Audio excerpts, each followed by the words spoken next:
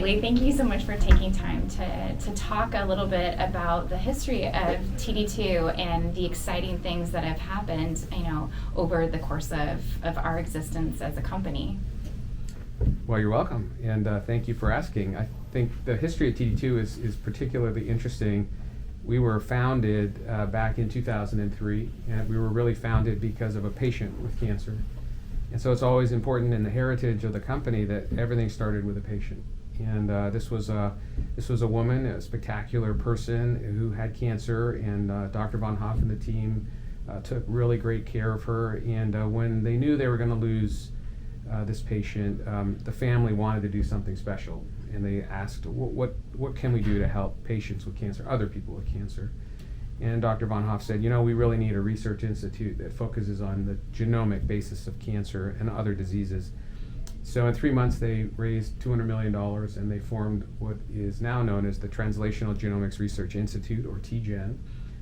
At the time of the formation of a research institute, which was going to do spectacular cutting-edge science to find out what's driving cancer and other diseases, they knew they were going to need a business team and a commercial team to help support any scientific innovation. So they had the vision to form what is now TD2, which would be the commercial and business division of TGen to execute on any commercialization strategy. And so we built TD2 with the specific purpose of helping companies that have new drugs for patients with cancer to help them get out of their research laboratories, get through the regulatory process, and get into patients with cancer. And so our history started with the patient and continues today to be about patients. Wonderful, thank you.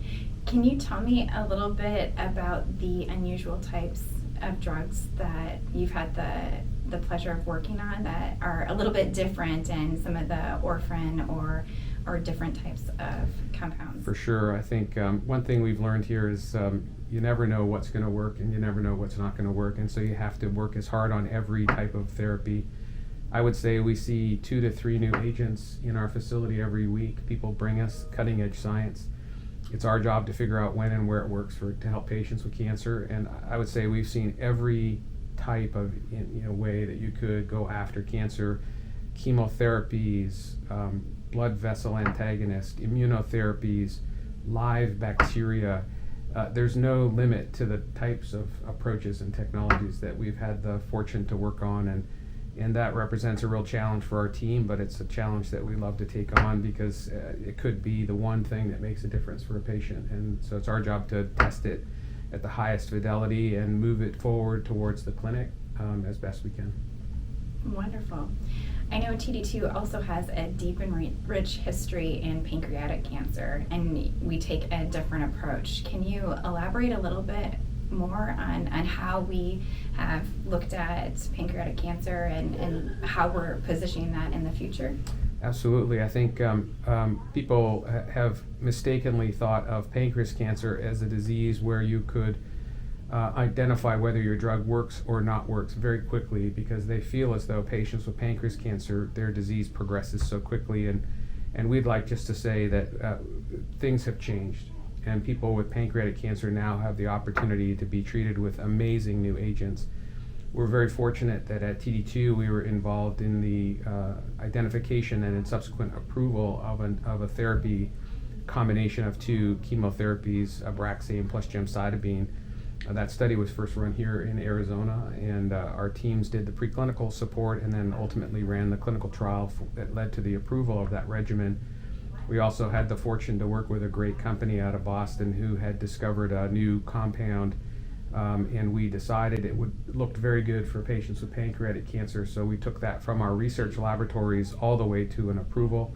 That drug is called Onivide, so it's approved today. So we've had the great fortune to work not only in the identification of new agents for patients with pancreas cancer, but also then to bring them to the clinic and to get them approved. And so it's a team that's very sophisticated in terms of its approach to drugs for pancreas cancer, not just discovery, but also ultimate approval.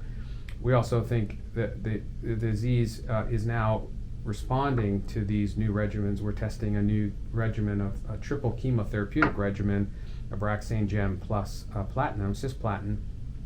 And for the first time, we're reporting complete responses for patients with advanced pancreas cancer. That's almost unheard of in a disease. And so I think the patients should be very excited that we're here and we're working hard to find new agents to help them with disease. Greatly. I think that TD2 has a really different approach to how we partner with our clients.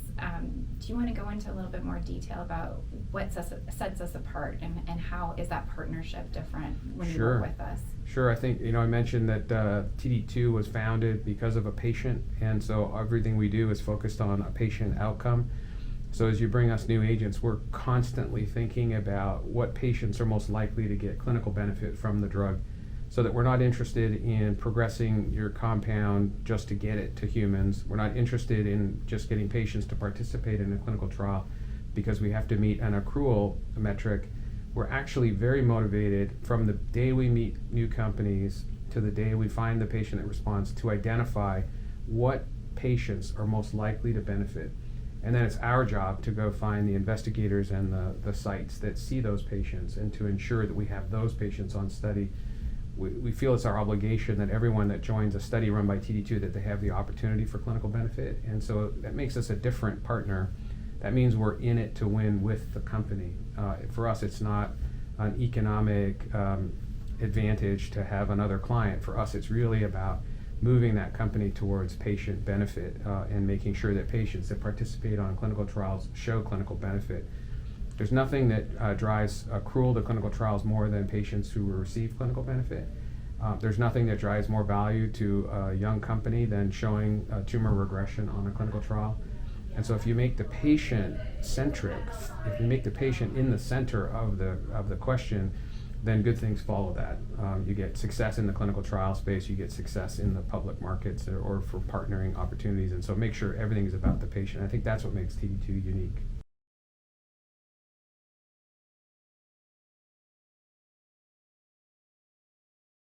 We're taking a little bit of time to talk about TD2 and what makes us really different in our approach. And one of the things that pops up is our approach to data analytics. Can you talk a little bit about how we're different and how we look at data analytics on our client projects? Absolutely. So from a data perspective, we're collecting so many data points throughout a clinical trial. And all of those data points are very meaningful in helping us to understand how a patient is benefiting with a new therapeutic. And without advanced analytics tools, it's very difficult for us to identify trends and look through data to better understand what is going on with the patient. And so data analytics tools are incredibly powerful in allowing us to pick up on those trends. But layered on top of that is a need to utilize our experience and expertise in oncology to understand the natural history of the disease to know whether a data point is meaningful or not. So it's no longer about just looking at the two-dimensional measurements of a tumor. It's important, however, that doesn't always tell us whether or not a drug is working. And in early phase trials where you have such a limited number of patients, you really have to look at every single data point. So it's not just about did the tumor shrink, but does the texture of the tumor look different? Is the volume changing? Are we seeing a different length of time on treatment as compared to prior treatments? Is the patient feeling better? Is their appetite improved? Are they more active? And so all of these things really give us indicators as to whether or not a patient is benefiting. And so that's what really sets TD2 apart and makes us different.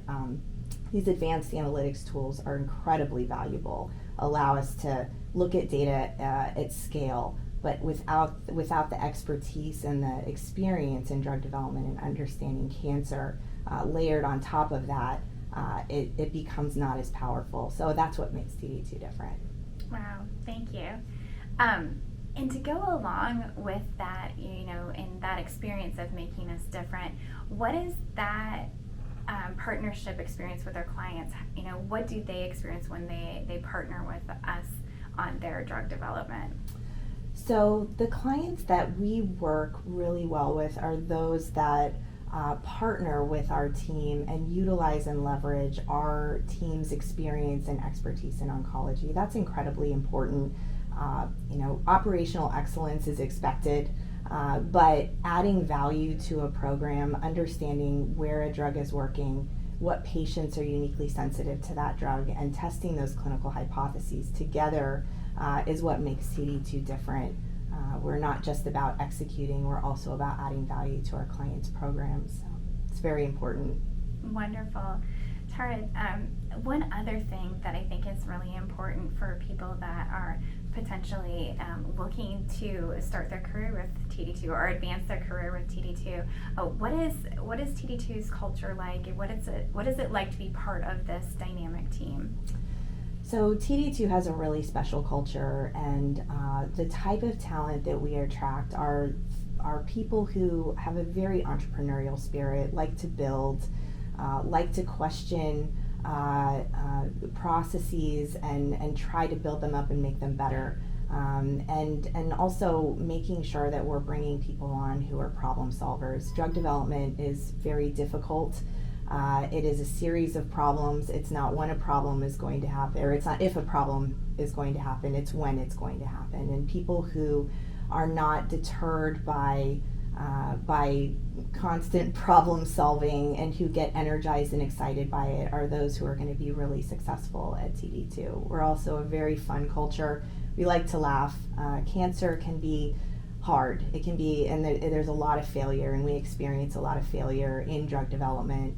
But we are a strong culture because we work together, and we like to make sure we have fun as well.